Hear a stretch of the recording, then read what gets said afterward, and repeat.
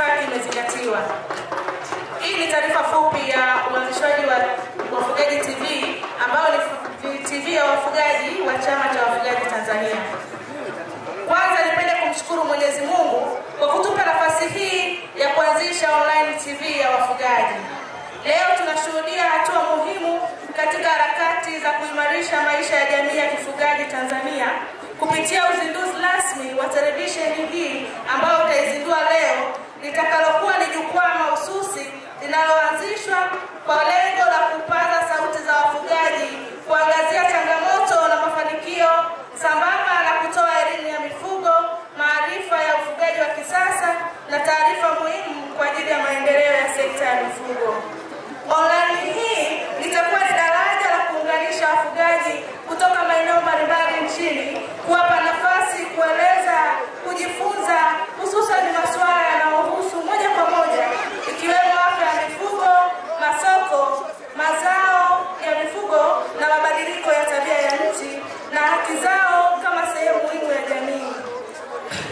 Mheshimiwa Waziri, tunapozindua chombo hiki leo, tunatambua kuwa hii ni mwanzo mzuri wa mapinduzi ya kimawasiliano ndani ya jamii ya kifugaji, na tunatoa wito kwa wadau wote wakiwemo serikali, mashirika ya kiraia, wataalamu wa mifugo na wadau wa maendeleo kushirikiana na online hii ya wafugaji inayokuwa sauti yenye nguvu, maarifa na mabadiliko chanya ya jamii ya wafugaji.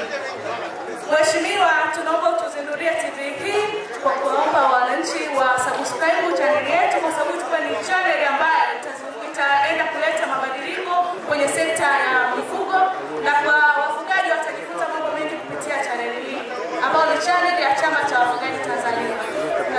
Zangu leo tumezindua TV yetu ambayo itakuwa ni ya online, ambapo mambo yetu yote ya wafugaji yataonekana huko. Kwa hiyo tuendelee kuangalia, na kila mmoja mwenye jambo la wafugaji twende kwenye online TV yetu ya wafugaji.